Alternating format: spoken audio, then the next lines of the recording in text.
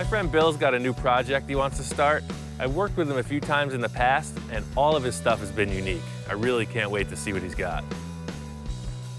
I have a roll-off truck I haul trash with for myself and for clients. I have several containers, boxes that I can leave at clients. They can fill them. I can then go do something else. The roll-off truck is super versatile. I can haul a tractor, whatever, on the flatbed. I can haul material if I'm building something for my property. So it's very, very versatile. I don't want to work full-time at it, but it's fun for me the time that I get to do it. I like it a lot. Bill's into custom cars. He wants a custom rig. He wants to do something cool. What I want with the roll-off truck is something that's modern, with all the modern conveniences that they have. The automatics, the air brakes, the power steering, all that, but looks old, the old cab. That's what I'm shooting for. It's pretty clear that Bill's an optimist. I think that he thinks that I can do anything. And he's pretty close, but he had a few things that were too far gone. This thing's pretty rough. Everything's fixable to a point, but I don't think this is the one. He had one cab that was up here that it looked like a freaking asteroid hit it. I don't know what to say. It was completely wasted. You can see where all the panels come together. Water's been sitting in there and it's just rotted from the inside out. I nixed that. He showed me a few other things he had laying around, and I really think this 48 International, it's a KB8, I think this is a perfect candidate. This is the one we're using. The KB8 International that I ended up with came from Montana, and a pretty straight cab for a 1948. It reminds me very much of my childhood on the chicken farm.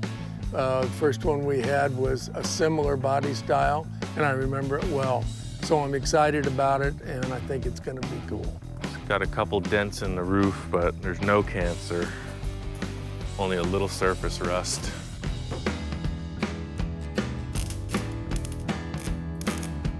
We had the body off and laid it here, and in a very, very short order, he was widening the fenders, and I'm going, wow, how involved are we really gonna get? The whole deal with how this thing is being widened is really just like creating your own puzzle pieces. So I put the fenders where I wanted them and just put in this high-cut piece of sheet metal to just make it happen. It seems like a huge deal just to get these things set up, but that's only the beginning. This is all preliminary steps.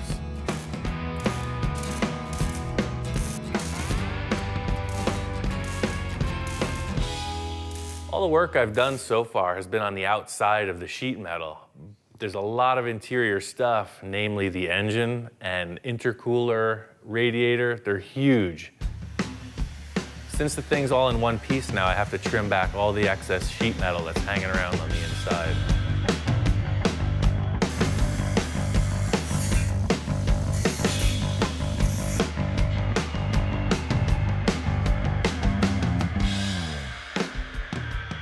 My biggest concern with this build is the sheer size of it. It's a big truck. It's like 8 feet wide. So I'm basically just gonna put it on there and we'll see how it looks.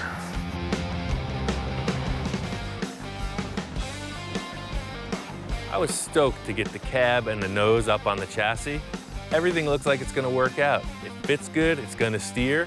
I'm charged, I'm ready to go. When I saw the cab on the chassis for the first time, I went, oh yeah, this guy nailed it. I got the 2 trailer hitch receivers set up. I was able to use the original bumper brackets, which is a huge time saver. The good thing about mounting off the original bumper brackets is this whole unit will be adjustable if you needed to reposition it. Say it got hit or loosened up or something. So this is the part that will actually hold the bumper and the entire skin of the nose of the truck. The whole idea is kind of like a trailer hitch in your car or truck. There's like a receiver, and then there's a piece that inserts into it. You can see here how they'll pivot. What I have to do now is create a cross brace that doesn't attach anything except the hinges so that the whole nose and bumper will rotate around this assembly.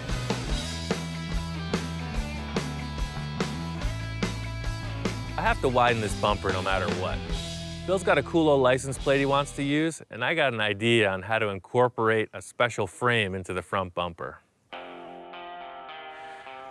I guess the challenge is to find a piece that is strong enough to support the weight of the whole nose of the truck. The bumper's 8 inches from top to bottom, so if there was like a C-channel, 8 inches, we could kind of French the license plate and be super strong. You got 6-inch channel, which would fit, but, well, that won't even fit. Huh. I'd say that looks like a license plate frame. I'll just cut the rear legs off of this I-beam, and then we have a surround. That's plenty strong. Some kind of piece of an old tractor. Recycle. The whole thing about using this big chunk of steel, for me, is the strength. This is the center of the entire mounting point of the nose. I know that I can make this thing work. The main feature is that it needs to be strong. The license plate happens to fit, and I think it's gonna work.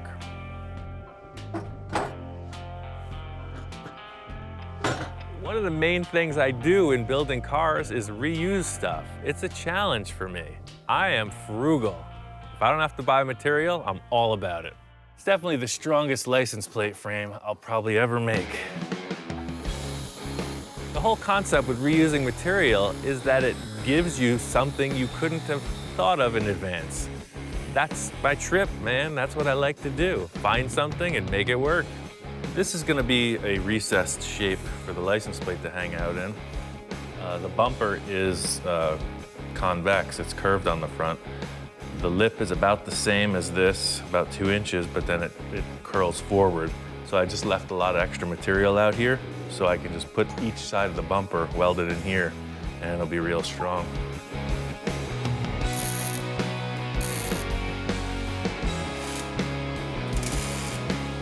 This grill's a little bent, so it's a little deceptive, but the whole framework is squared up with the body, so. I guess I'm gonna just cut the bumper right in half and just kind of fit it and see what it looks like.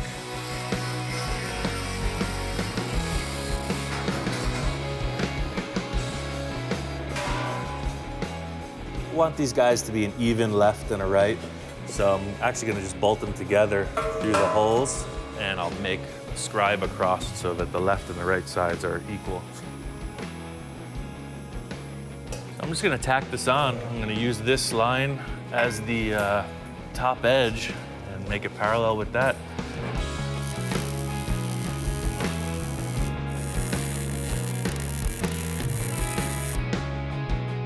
Just like backwards, sort of.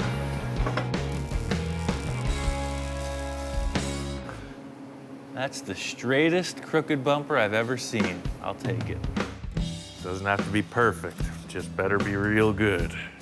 It's a pretty cool idea because there was never a bumper this wide. None of those trucks had a French license plate. Nobody's got it like this. The whole thing is it's super subtle. It's like I'm all grown up. Today I brought the license plate down and he had, as he calls it, Frenched it into the bumper and fit perfect, looks perfect, is perfect. So some of my apprehension is going away. Yeah, I like your license plate. Yeah, it worked out pretty good. Custom license plate. So the, the bumper's still kind of banged up, but you could body work it. We'll clean it up a little bit, yeah. No, I think it looks great. Ooh. A lot of work, yeah. I don't think Bill really wanted to go full bore with this truck, but my kind of crazy is contagious. After Bill saw that tilt bumper, he was all about it. All right, this is more like it. Usually I'm laying on the ground underneath stuff. I feel a little more in my element. So all I'm gonna do here is we still have the hinge that's just floating. The big structure in the center is something I'm gonna tie into. Just gonna find some kind of a bar. Maybe I'll use the 2-inch stock we have, and I'll just weld it on, cut those braces away, and it should pivot. This is a pretty badass saw.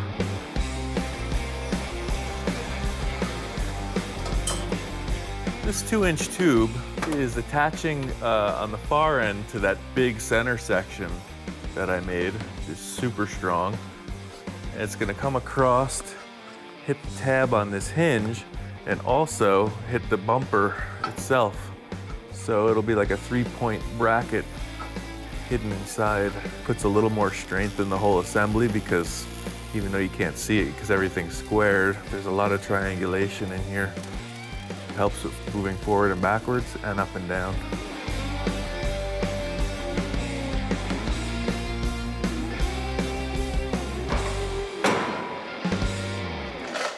All right, so the last part of this is getting the sheet metal attached to the pivoting bumper.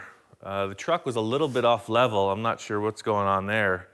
So that could be in the suspension. All I did was put a floor jack under the axle, and I got the whole bumper and the chassis leveled perfectly. Fortunately, there was this car lift here, so I just attached a piece of that to the cross bracing and kind of strapped it off to the motorhome over there. Just got everything squared up. A little pushing and pulling, but now that it's in shape, centered, and level, I'm gonna just build a frame at a 2-inch square, same stuff we've been using. I'm gonna make an arch that goes up underneath each side of the fender, and then just build some kind of gusseting around that just to grab all the sheet metal so it doesn't get out of shape when it lifts. See, this got split in half before it was all taken apart, so this guy will just weld right up to the grill like that. I'll lap it onto the bumper, seam it in, cut it right through there, move it over. This little bump doesn't line up with the frame, so I'll probably just make a new shape to cover the frame that'll sort of represent what was there. Right, so we're gonna cut her up, weld her in, get her done.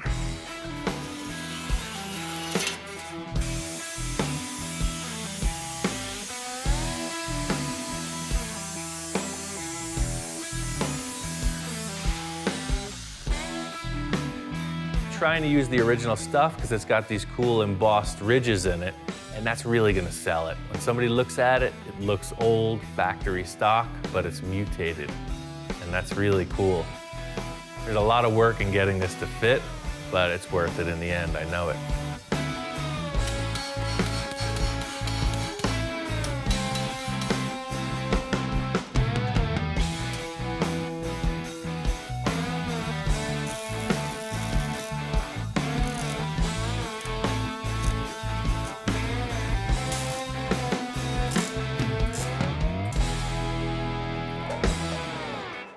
Something's happened with that fender in the past where it's all out of shape. So what I'm gonna do is just space these guys into the bumper so that they're the same distance. These bolt holes are a pretty good guide. I was able to pretty much just grab the fender and yank it, and it's about 1/4 inch off. So I'm just gonna put a little pull on it. I'll put a temporary brace, weld the pan in, and it matches.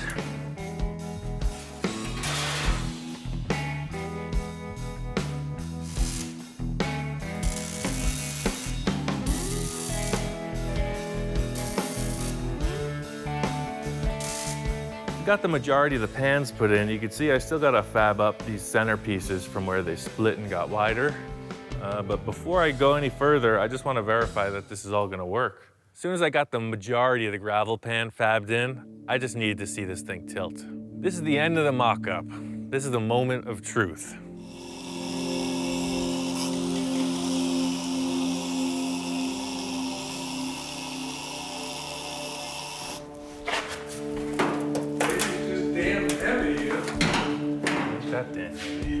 Par for the course. All of this work, I finally get the thing ready to tilt, and it's stuck. Bill's standing right there. It's just perfect. It wouldn't move. It wouldn't move. And I went back to the, damn, it's so heavy, we can't do it. And I'm thinking, oh my gosh, now what? When you got 5 million welds, your percentage of some attaching themselves to the cab is increased, so in the end, that's what happened. The thing would not hinge open because it was welded shut. Like that. And it'll pivot up. Like that.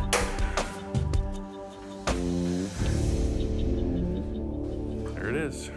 You got a tilt nose. It is just awesome. Really cool. Everything I hoped it would be. I was going for the KO, but I hung in there. I was bobbing, I was weaving, I was ducking. Pulled it off. A lot of blood, sweat, and tears by that young man right there.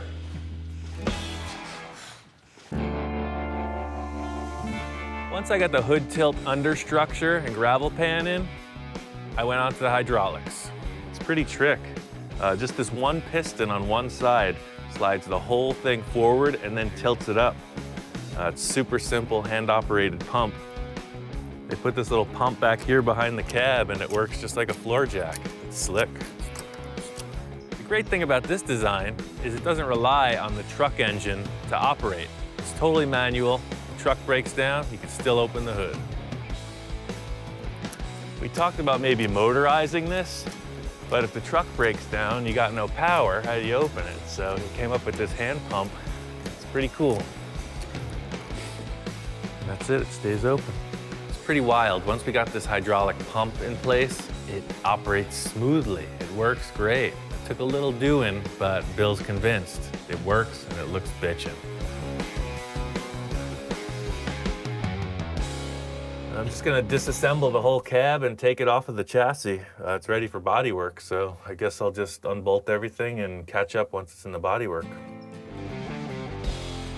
Just trying to get this thing as clean as possible.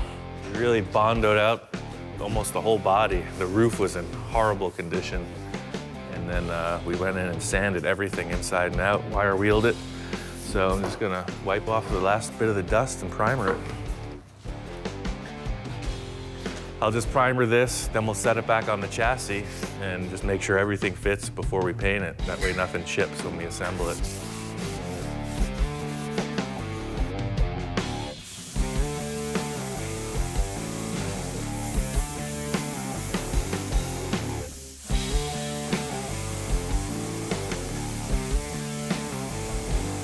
The whole idea with test fitting the body is to make sure that the procedure works. Namely, getting the thing up in the air with the forklift without screwing it up. And we wanted to check that the intercooler wasn't in the way of the nose when it's shut on the body, and all the gaps were good. Once it's painted, you really can't modify anything, so it's important to test fit everything.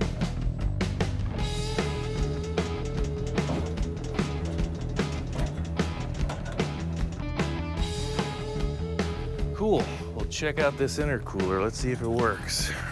Because the nose of that truck cab is so much narrower than the later model donor we're using, I had to cut the tanks because the grill is very narrow.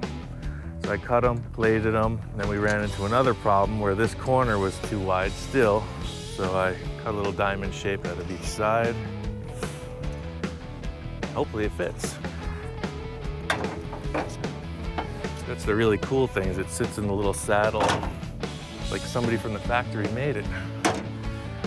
All right, Captain, lower the drawbridge. Say, that's a nice truck you've got there.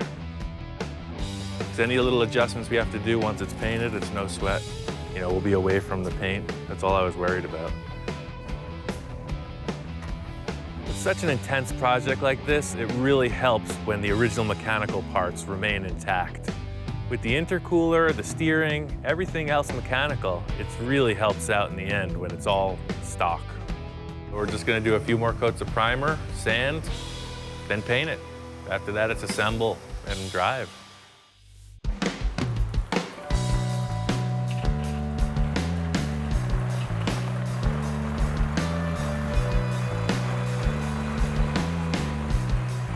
Got this thing painted, assembled. This truck is clean. I mean, it's really badass. I wish I could drive it. The cool factor is that it's super subtle. The few people who've seen it are just blown away. Just because it looks like a stock truck. I mean, it's hard to tell. And you do the special hood and you show them what's going on. And it's cool. I can't wait to take this thing to a show. The thing I like most about it is the front view.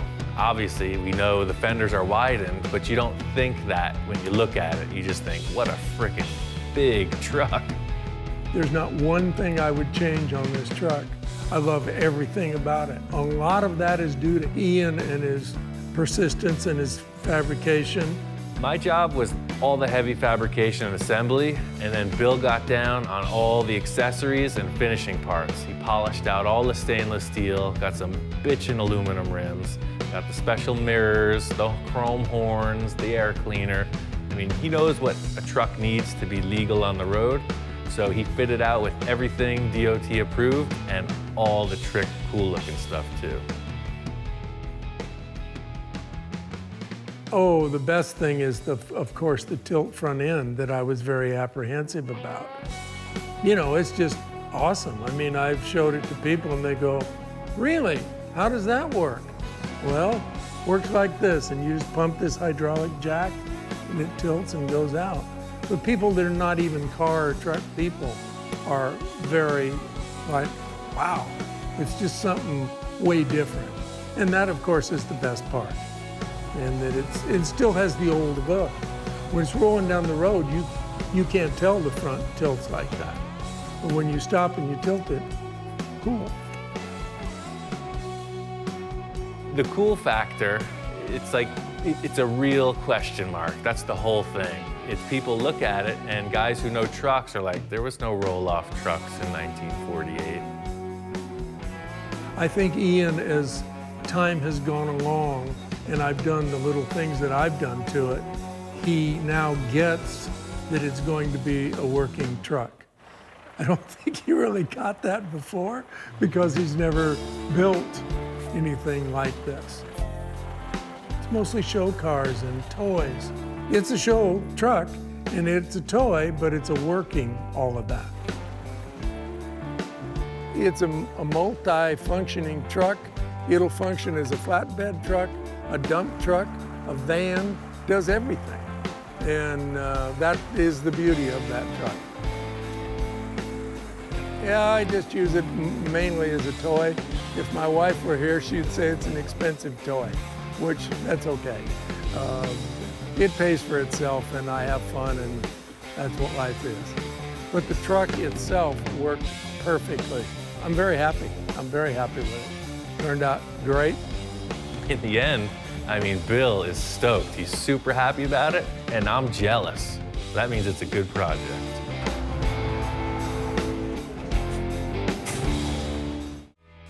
Bill's a client of mine. We've worked together on a bunch of projects. He's got more stuff than I can ever imagine.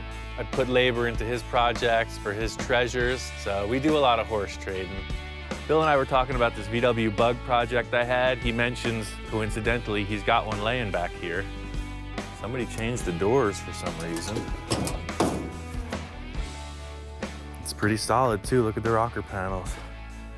Southwest car. There's no floor pan, no kind of VIN tag of any type, so I really don't know what year this is.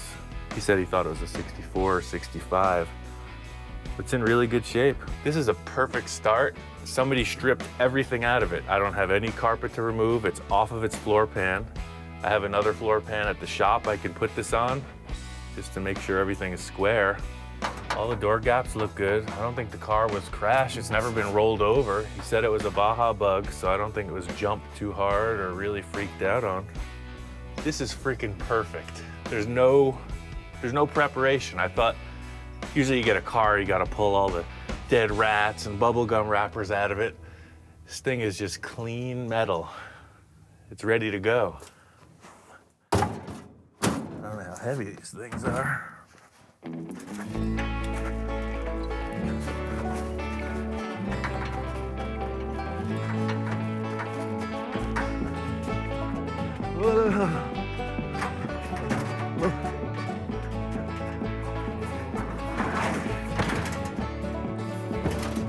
There she is. Hi-ya.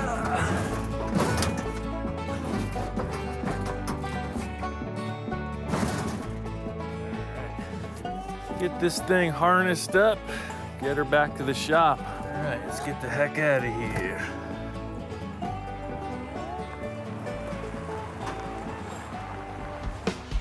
Put it on the floor pan, you see it. It looks like a typical Bug. Everybody's got one. It makes me want to cut it up, change it around. This is a good reference to see. There's no weight in the car. The VW is a great off-road vehicle, so you can see that this, as a Baja Bug, it had tons of ground clearance, plenty of headroom, big windows, you could see all the obstacles you're approaching. That's not what I want. It's a pretty tall car. I want it about that high. This new Bug, I'm really just trying to one-up a couple things in the chop I just did. Namely the windshield height and just the general appearance of it. There's a couple subtle changes, but I know I can move through this thing fast, and that's the whole plan. Just if I can reproduce this, maybe people will buy them. Maybe I can get better and better at it and sell them. I'm making this Bug different than the blue one for a reason. When you look at that car, it's really wedged down in the front. That's what I was going for. This one's gonna have a mellower, straight down look.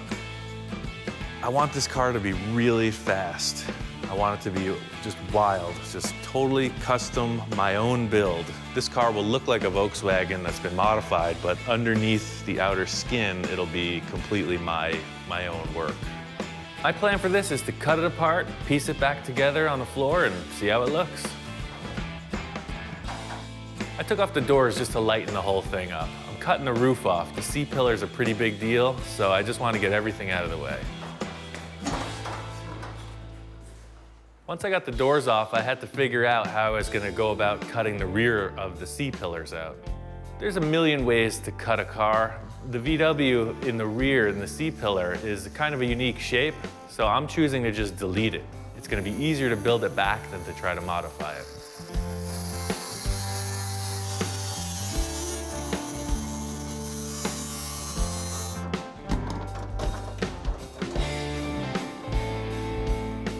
I needed to cut out the whole rear package tray. The reason is the body's narrower, so it's just fast for me to get it out of the way and build a new one.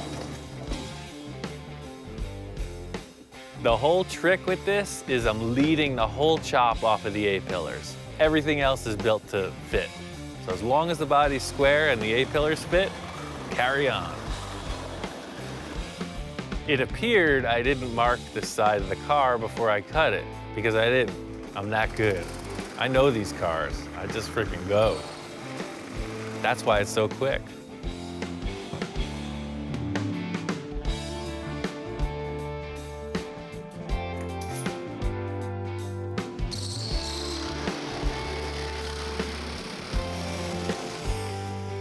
There's two ways to chop a top. You can either widen the roof to fit the body, or you can narrow the body to fit the roof. And I found that narrowing the body is a lot easier. You gotta be a little reckless if you want to get the best stuff.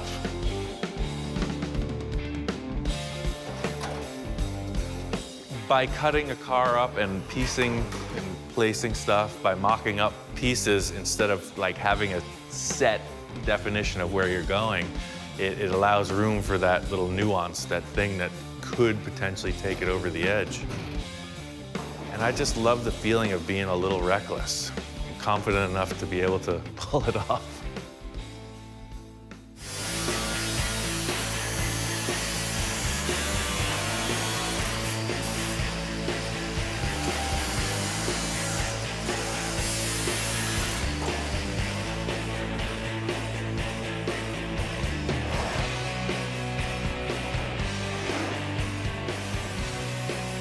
My aim here is to minimize the amount of finish work.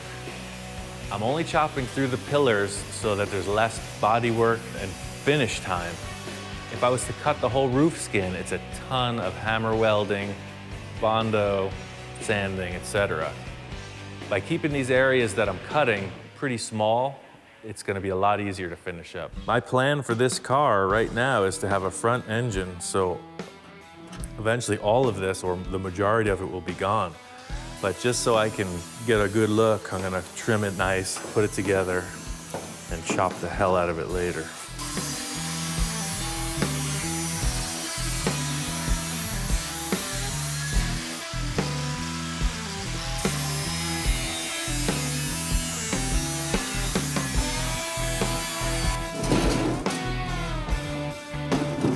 Ultimately, I will measure out and line all this up, but right now I'm just tacking it. These proportions might change. Those cuts are pretty darn close though, almost like a professional did it.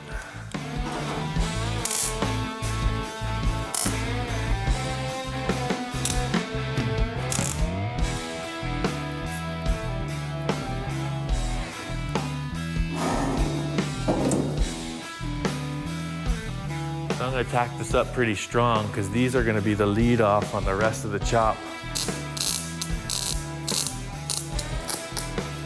It's a 4-inch chop in the windshield pillars. Yeah, I think that's perfect.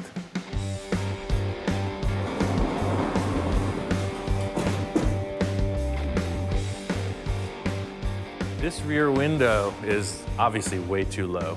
Something I was really stuck on was how this rear window was gonna fit. When I chopped it, it was too low, it was too big, it was all wrong in the back. I'm gonna cut out this window frame completely. I'm gonna move the top up 5 or 6 inches, and then I'm gonna bring the bottom up. So I'll chop the rear window, whatever looks right also. My opinion is the smaller the glass, the better.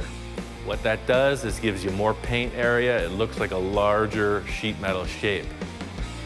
And that's trick.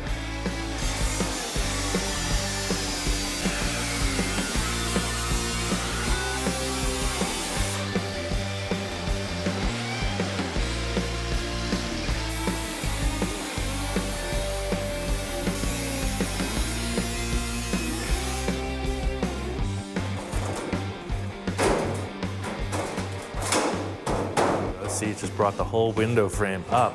And now if you look around the car, the windows are all at pretty much the same height. And in the end, I'm gonna figure out how much smaller the back window gets. Trucking along on this body, got a lot of bracing and stuff. The plan for me right now is to weld in the top of the window. I definitely like the line. If you look here, how this line comes through, visually, that flows around pretty cool. I like that.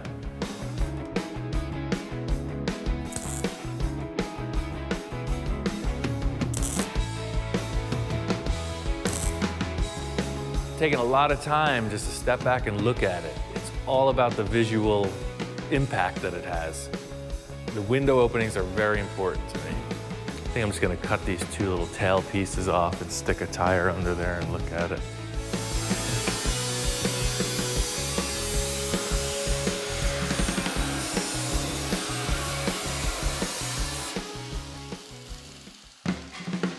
I have a lot of experience with moving Volkswagen bodies.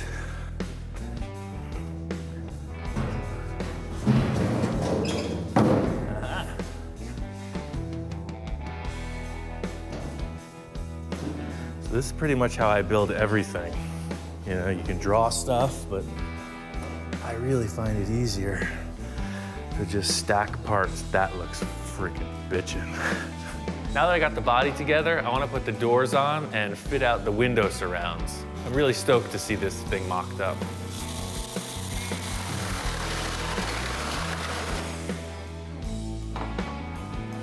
Put some doors on, see if that doesn't change the look.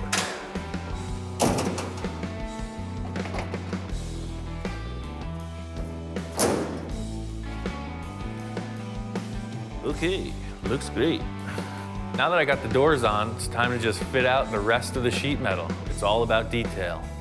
I'm gonna spot this in right now.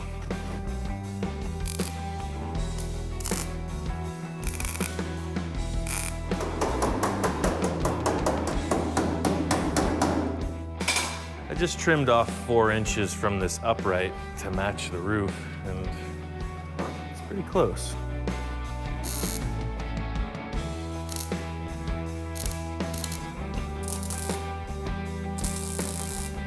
All right, that's tacked temporarily. You can see how much work's gonna have to go into that later, but hey, looks good from this side.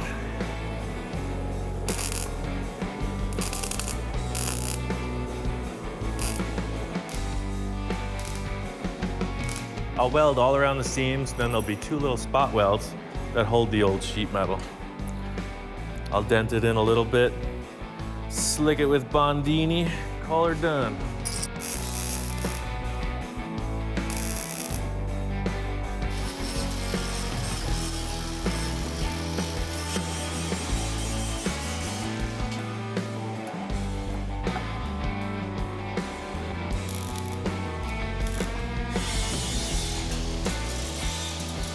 This is what makes the chop.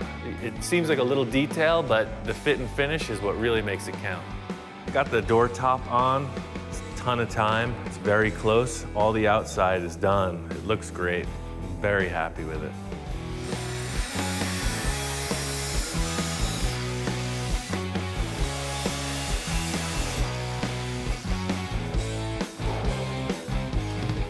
Every time I start a car, I'm just falling in love.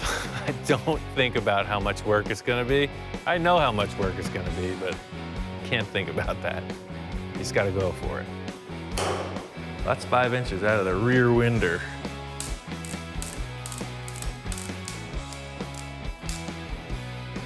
The idea here is that this line is gonna roll right through. Nice. Come out under this.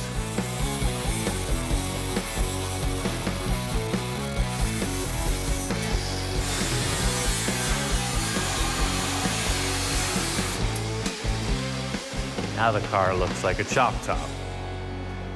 That is perfect. So I got this Baja Bug hood from my good friend Don. He's got tons of stuff laying around. He had this fiberglass hood. I decided to use this fiberglass hood because it's a little shorter. Looking at the Blue Bug, the hood is really close to the ground. The fiberglass hood that I'm using is quite a bit shorter. It's from a Baja Bug, and I think it's just gonna look cool. The car's 2 inches narrower than it was, so the fiberglass hood's gonna have to get narrowed too. I'm just gonna cut a big V groove out of it and piece it back together. The pie cut, close her up, give her a clamp. All you fiberglass savvy guys, you can sit back, enjoy a cold beverage, and watch the clown go to work. While I was waiting for the fiberglass to dry, I just finished up the driver's side rear window and the B-pillar.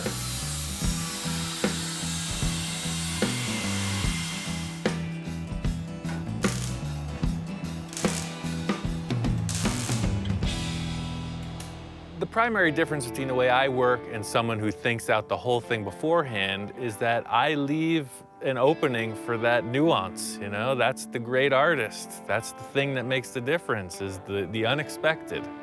And I leave a lot of room for the unexpected.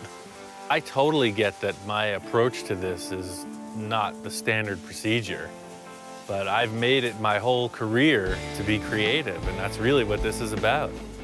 I don't want to have a job. I don't want to conform. I want to be creative. That's what I'm doing. That looks pretty good. Still gonna get a bunch more Bondo, hammer, dolly work, etc. But this is the metal fab. This is all the grinding and welding for the chop.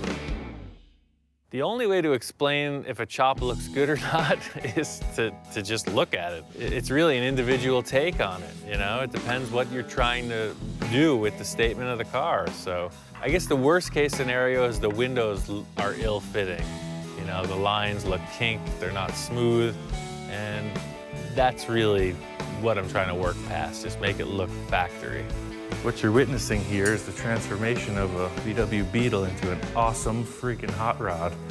Now that it's laid out on the floor, this car is bitchin'. I think it's a keeper. There's always so many projects going on. I got this bug that I'm currently chopping, and it turns out there's a buyer for the Blue Bug. It's pretty crazy. I found a buyer randomly through word of mouth. This couple up in Canada heard that I built this car, and they want to buy it sight unseen. That's cool, but there's a bunch of stuff I gotta button up. To get this car rolling, I just gotta do a couple things to the front suspension and some minor interior work. Just trim it out and this car's done. Blue Bug's been in storage for a while. I got it in another shop. I only got a couple days to make this happen, so I gotta get to it.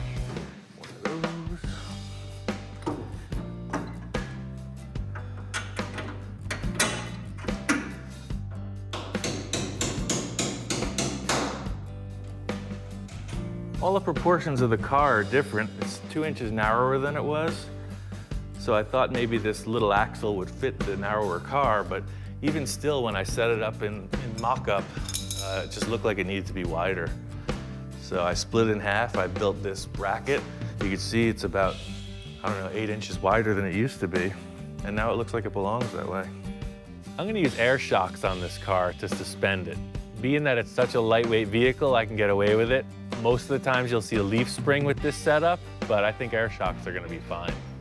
So the air shocks just bolt in like this, kind of at a diagonal angle. But I'm not gonna hook them up to test this out because it's just gonna restrict the movement. But you can see how they just fit in.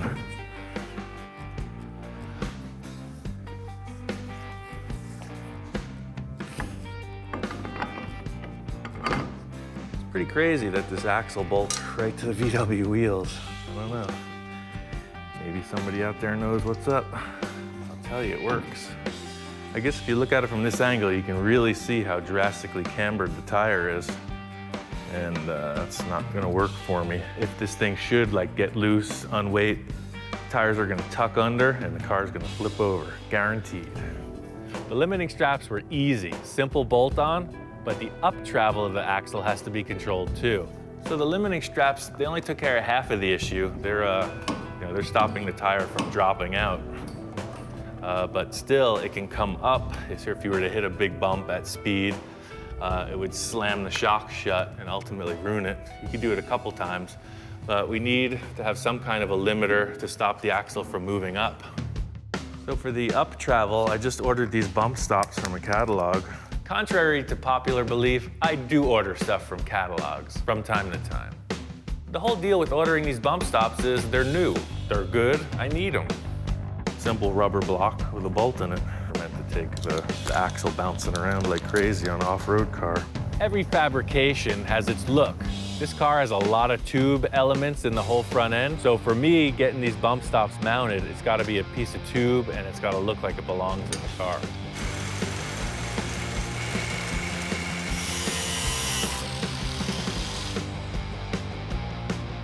When you're fitting something into an existing structure, there's always some kind of loose ends to button up. This piece has to be really strong. The entire weight of the front of the car is transferred through one bump stop when it hits something. I ended up making all these gusset shapes to just be strong and also look good. I didn't want a bunch of loose fitting pieces. So really, I just wanted to make the thing look right and be strong.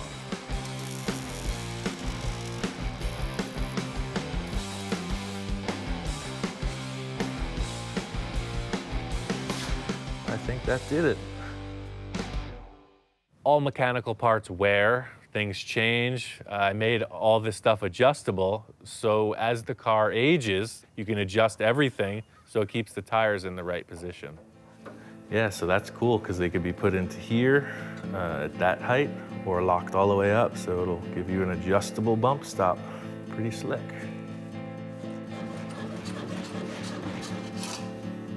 It works. That's what I'm saying, just driving down the street, you don't need more than that. It's great. I haven't even driven this car. The measure of a car is how it drives, right? So I've really only started the engine up. I gotta take this thing out and spin it around and see how it behaves.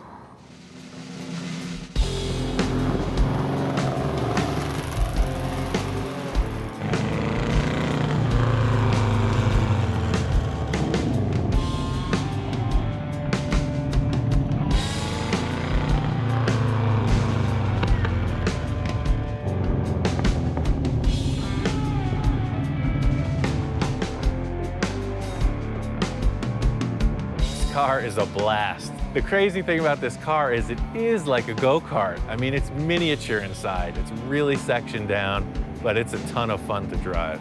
It handles awesome, and the 50 horsepower that it has really makes it appear to be a strong runner. It's a ton of fun. It's like a big kid's go-kart. I've been working on this car for about 18 months, and it's pretty cool to see somebody just say, I want your work, we'll take it. These clients are buying the car sight unseen. I got a deposit wired into my bank account, and all they've seen is pictures and video of the car. So I'm a little nervous when they show up. I really don't know what they're expecting. I know that I've done my best work. I can only hope that they appreciate it. The most flattering thing, really, is that they know of me. They know the cars I've built, and they really wanted a piece of my work. That's the ultimate compliment. Hello. Hello, Vivian. Nice to meet you. Nice to meet you, Right on. Vivian. So here's that thing. That's sick. Wow. That's crazy. Just crazy, man. My name is Mark Hayward. I'm from a little town outside of Vancouver, British Columbia, Canada. Thought we'd come all the way down to California and meet Ian and pick up that beautiful little gem we got sitting over there. Oh, man. But I fit. You're about 6'2", right? Yeah. Oh, yeah. This is gonna be all right, man. So this car here, I mean, I basically bought it sight unseen. It was just spur of the moment type of thing. Like I say, we corresponded on email, and he said, well, maybe you're interested in this Volkswagen I got. And he sent me a picture, and it was pretty much a done deal. I mean, how could you not? Just taking one look at that thing. It's phenomenal. Very excited about having the car in our collection.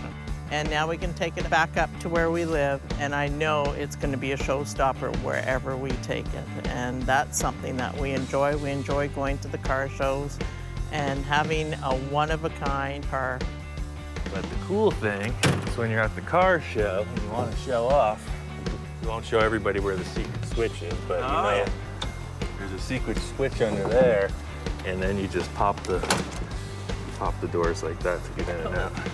Oh yeah, this is gonna just, blow some people away. I'm a little bummed I didn't get to enjoy the car, but the customers, they seem like they love it. They're really stoked on the paint color and the overall attitude of the car. It's a win-win situation for me because I've already got my mind set on the new car I'm building, and they're happy with what they got. Oh yeah, I got something for you. I brought you something. Okay, I heard that there was a little treasure in the trailer. I got a little treasure in the trailer, all the way down from the frozen north. Whoa, what the heck is that thing? That's a 51 Henry J. Holy moly. Yeah. I don't think I've ever seen one. It's pretty crazy. Mark brought down this Henry J. It's a bitchin' car. It looks like they're doing like a pro street thing. This car was sitting around Mark's garage for years. He's in no real rush to finish it, but he wants me to build it. That is a great compliment. That's crazy, and it has no trunk. What kind of car doesn't have a trunk? We have lots of projects, both Viv and I, and I'll never get to them all, so it's like, okay, let's give one to Ian and see what he comes up with. And if it's anything like that Volkswagen over there, we're gonna get a pretty nice hot rod out of this. Seeing his work, you know, through the video, seeing the car now in person, yeah, I mean, I trust him 100%. I think it's just his creativity, and it gets down to his hands, and that's what he can fabricate and do. So, yeah, I have full faith in him to turn that project we just left him here into something. He's just a guy that can take nothing and build it into something. That is phenomenal in my book. Pulling this car up next to a stock Bug really shows you the difference. My friend Todd had a stock VW, same year. When you put them side by side, you see what's going on. Same exact car, you know. Only difference is Ian's touch. only difference is everything. Mark and Vivian came down to pick up the blue Bug. Mark is claiming that it's his. Vivian's now talking about she wants a Bug. She wants a pink Bug to rival Mark's. I told her that I was chopping a new one, and she's all about it. So it looks like I might be building her a car now. This thing is snowballed into something ridiculous. They're picking up a car from me, they brought a car down from Canada, and now Vivian's talking about wanting a pink Bug to rival Mark's. All I know is I got a lot of cars to build.